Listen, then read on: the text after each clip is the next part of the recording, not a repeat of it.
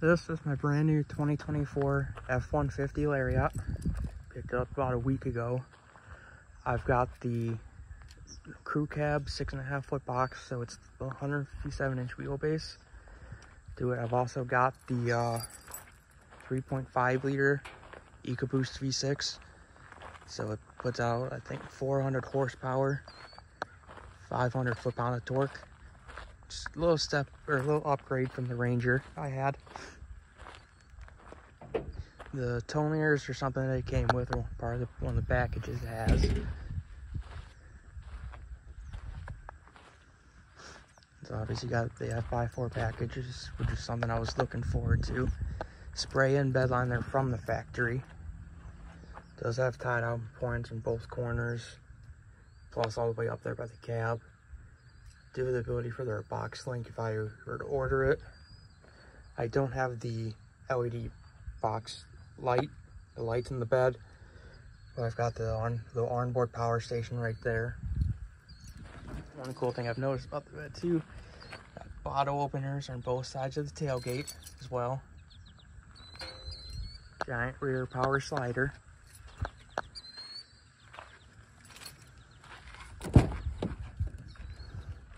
Plenty of room in the back seat. Now I've got some stuff in there. Each door's got plenty of storage in the back. Storage there, down there, cup holder down there, as well as a cup holder right there. Cup holders in the middle on both sides, as well as you pull down the middle armrest. You got two more in there. Twin panel sun moonroof. I don't have it the sunroof open. I just have it the shade pulled all the way back.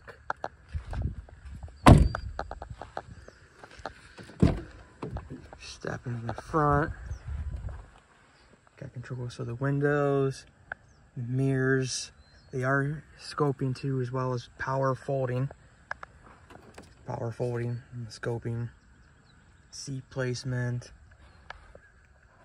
All your light stuff, parking brake. Seats are heated and cooled, which I could care less about the cold or the cooling. The steering wheel's even heated too. Got the all digital display. Comes on.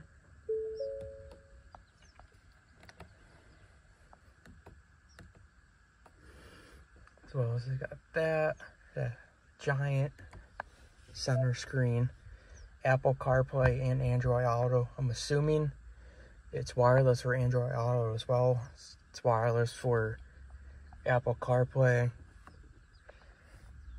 The Pro Trailer Backup Assist, trailer brake control, all your controls for your four-wheel drive, your drive modes. If you push the center button, that locks your rear differential.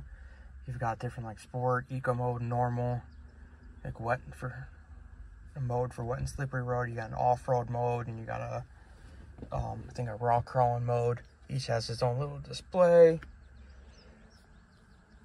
How the main screen looks. Yes, it even gives the speed limit right there in the bottom right. The displays I have are engine temp, trans temp, oil temp, and then obviously fuel with the fuel range in it. You can switch out the middle two gauges for your turbo PSI and your oil pressure, but I'd rather have oil temp and trans temp as well. So your buttons how I have set up. Yes, that's normal. That navigation will stay on there too. You can flip through some of that stuff and switch it and what it's getting.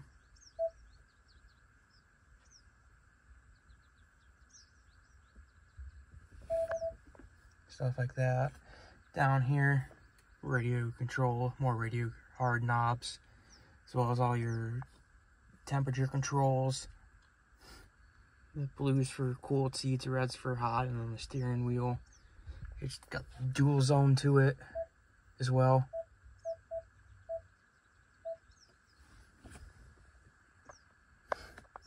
two forms of glove boxes. You got the one up top plus the bottom.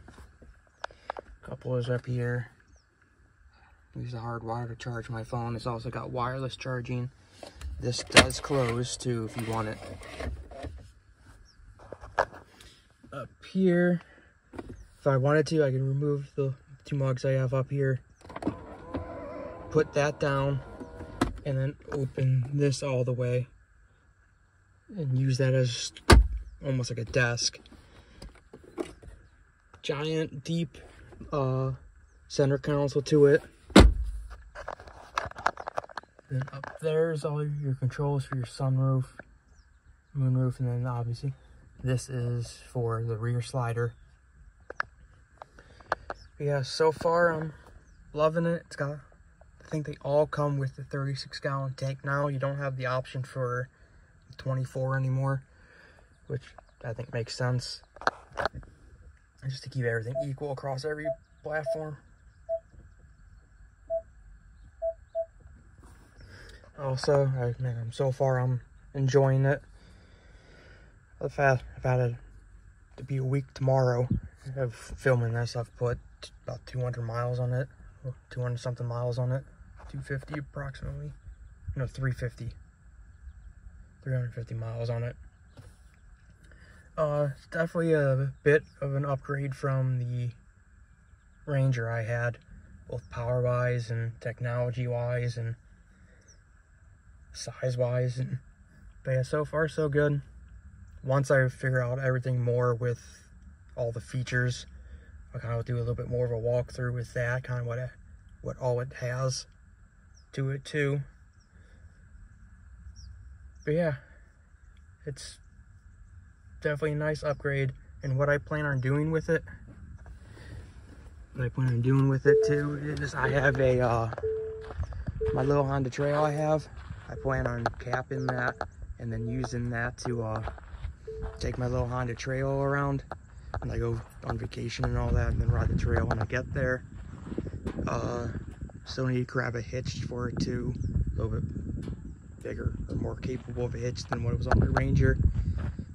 And I'm gonna see how it does in the winter before I think about doing stuff with tires, which in my head I'm doing stuff with tires at some point. But yeah, loving it so far.